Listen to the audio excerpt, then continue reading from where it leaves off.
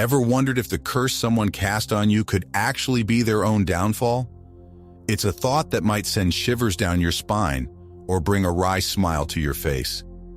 In this video, we're going to unravel the mysterious world of curses, karma, and the unexpected ways the universe might just have your back. Be sure to stay until the end to fully understand this message. The last point is especially crucial. Curses have been part of human folklore and belief systems for millennia, weaving their way through the tapestry of our collective imagination. These malevolent wishes, often cloaked in mystery and fear, have roots that reach deep into the earliest human societies. From ancient Mesopotamia to medieval Europe, from tribal Africa to the far reaches of Asia, curses have played a significant role in shaping human behavior and social dynamics. But what exactly is a curse? At its core, a curse is a form of negative intention, often ritualized, aimed at bringing misfortune, harm, or suffering to its target. The forms these curses take can vary wildly across cultures. Some involve elaborate rituals. Others are as simple as a muttered phrase or a baleful glare. In some traditions, curses are believed to be powered by malevolent spirits or deities, while in others, the curse caster's own negative energy is thought to fuel the hex. The power of curses, however, often lies more in their psychological impact than any supernatural force. The belief in being cursed can lead to a self-fulfilling prophecy, where the cursed individual's fears and anxieties manifest as real-life problems. This nocebo effect, the opposite of the placebo effect, can be surprisingly potent, influencing everything from a person's health to their decision-making processes. Interestingly, the fear of curses has shaped societies in profound ways.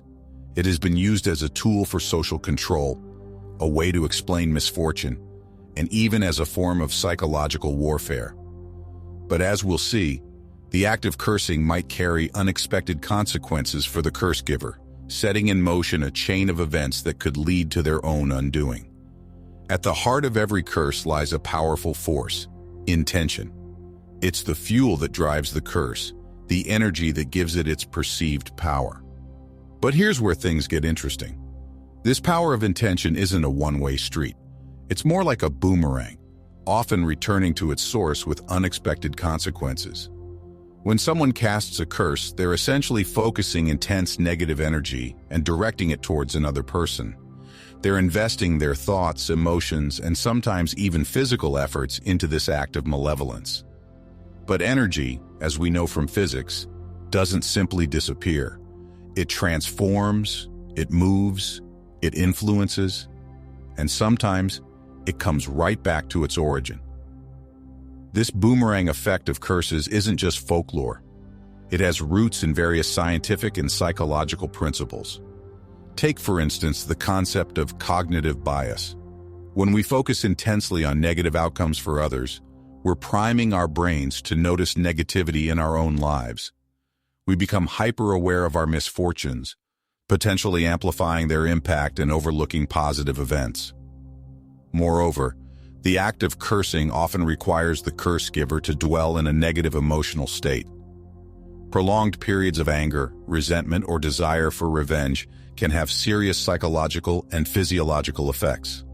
Stress hormones flood the body, immune function can be compromised, and overall well-being suffers. In essence, the curse giver might be cursing themselves with poor health and a negative outlook on life. From a quantum perspective, some theorists propose that our intentions and focus can influence the probability of certain outcomes. While this remains a controversial area of study, it raises intriguing questions about how our negative intentions might shape our own reality, not just that of our intended target. Ultimately, the power of intention in curses serves as a stark reminder of the old adage, be careful what you wish for, especially when you're wishing it on others. The energy we put out into the world has a way of coming back to us, often in ways we least expect.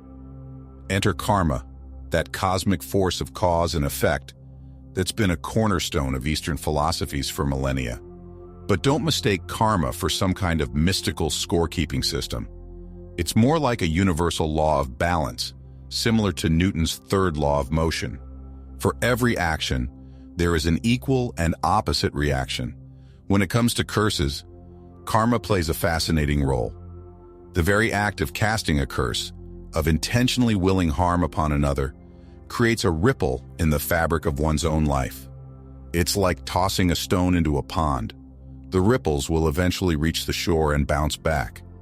In karmic terms, the negative energy of a curse doesn't just dissipate after reaching its target. Instead, it begins a journey back to its source. This karmic backlash can manifest in various ways. Sometimes it's a direct reversal of the curse's intended effect. For example, if someone curses another with financial ruin, they might find their own finances taking an unexpected hit. Other times, the karmic return is more subtle. A general streak of bad luck, a series of missed opportunities, or a gradual erosion of relationships and goodwill. Interestingly, many belief systems around the world have their own versions of this karmic principle when it comes to curses. In Wiccan traditions, there's the rule of three, which states that whatever energy a person puts out into the world, be it positive or negative, will return to them threefold. Similarly, in some African traditions, it's believed that a curse without just cause will rebound on the curse giver. But karma isn't just about punishment. It's a neutral force, responding to our actions and intentions. This means that the karmic reversal of a curse can also be an opportunity for growth and learning. It can serve as a powerful wake-up call, prompting the curse giver to reflect on their actions and motivations. In essence, karma transforms the act of cursing into a double-edged sword. The very weapon intended to harm another becomes a tool for self-reflection and potentially self-improvement. It's a cosmic reminder that we're all interconnected and that the energy we put out into the world, whether through curses or blessings, ultimately shapes our own reality. When a curse boomerangs back to its sender, the signs aren't always as dramatic as a bolt of lightning or a sudden case of boils. Often the backfire manifests in subtler, yet equally impactful ways. Recognizing these signs can be eye-opening, both for the curse giver and the intended target. One of the most common signs of a backfiring curse is a series of unexpected misfortunes befalling the curse caster. It might start small, a string of minor accidents, lost items, or missed appointments. But as the karmic wheels turn, these mishaps can escalate. The curse giver might find themselves facing the very challenges they wished upon their target: financial struggles, relationship problems, or health issues. Simultaneously, the intended victim of the curse might experience a curious upturn in their fortunes. It's as if the universe, in its infinite wisdom, decides to shower them with blessings instead of curses. They might stumble upon unexpected opportunities, form valuable new relationships, or overcome obstacles with surprising ease. This positive shift can be particularly noticeable in areas that the curse was meant to affect. The social dynamics surrounding both the curse giver and the intended victim often undergo a significant shift. Friends, family, and colleagues might inexplicably start distancing themselves from the person who cast the curse. There's often an intangible negative energy that others can sense, even if they're unaware of the curse itself. On the flip side, the curse's target might find themselves suddenly surrounded by supportive people, as if a magnetic field of positivity is formed around them. Another telltale sign is a growing sense of unease or paranoia in the curse giver. As they become more aware of their own misfortunes, they might start attributing every negative event to the backfiring curse. This heightened state of anxiety can lead to poor decision-making, further compounding their problems. Interestingly, dreams and intuitions can also play a role in signaling a backfiring curse. The curse giver might experience vivid, unsettling dreams or a persistent feeling of being watched or judged. These psychological manifestations can be the subconscious mind's way of processing the karmic backlash. Perhaps the most profound sign of a backfiring curse is an overwhelming sense of guilt or regret that descends upon the curse giver. As they witness the unintended consequences of their actions, they might be consumed by remorse, leading to sleepless nights and constant anxiety. Recognizing these signs can be a powerful catalyst for change. It's an opportunity for the curse giver to acknowledge the negativity they've put into the world and take steps to rectify it. For the rest of us, it's a reminder of the intricate ways in which our actions and intentions shape the world around us, and eventually circle back to shape our own lives. In a world where negative energy seems to lurk around every corner, protecting yourself becomes not just important, but essential. This isn't about paranoia or living in fear. It's about creating a robust emotional and spiritual immune system that can withstand the occasional curse or burst of negative energy that comes your way. Creating strong emotional and spiritual boundaries is the first line of defense. Think of it as creating an invisible shield around yourself. This doesn't mean shutting yourself off from the world, but rather being selective about what you allow to affect you. Practice saying no to situations or people that drain your energy.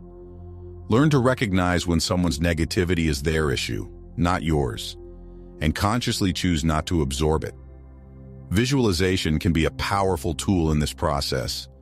Imagine yourself surrounded by a bubble of white or golden light. See this light as a permeable membrane that allows positive energy to flow freely, but blocks out negativity.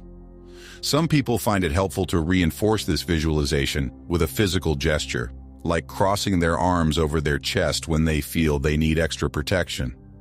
Maintaining positive energy is another crucial aspect of protection. This is where daily practices come into play. Start your day with activities that set a positive tone.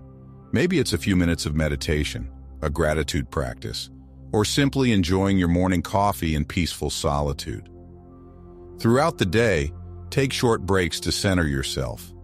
Deep breathing exercises can quickly shift your energy and help you stay grounded in the face of negativity. Crystals and other objects can serve as tangible reminders of your intention to stay protected. Black tourmaline, for instance, is often used for protection against negative energy. Whether or not you believe in the metaphysical properties of crystals, having a physical reminder of your commitment to positivity can be psychologically powerful. The role of self-belief in deflecting curses and negative energy cannot be overstated. When you have a strong sense of self and confidence in your own power, negative energy has a harder time penetrating your psyche. Affirmations can be helpful here. Repeat phrases like, "I am protected," or "negativity bounces off me," to reinforce your mental barriers. It's also important to be mindful of your own output. The energy you put out into the world acts like a magnet, attracting similar energy back to you. By consciously choosing to spread kindness and positivity, you create a sort of energetic force field around yourself that naturally repels negativity. Physical spaces play a role too. Keep your living and working spaces clean and clutter-free. Many believe that clutter can trap negative energy, so regular cleaning, both physical and energetic, can help maintain a positive environment. Some people use sage or Palo Santo for smudging, a practice believed to clear negative energy from a space.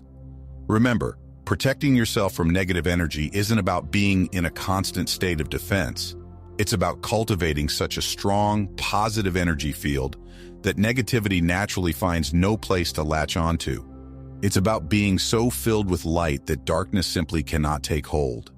As we've journeyed through the shadowy world of curses and their unexpected backfires, we've uncovered a profound truth. The power we fear in others is often the power we hold within ourselves. We've seen how the intention behind a curse can boomerang, how karma plays its part in balancing the scales, and how our own attitudes and actions can transform seemingly negative experiences into catalysts for growth.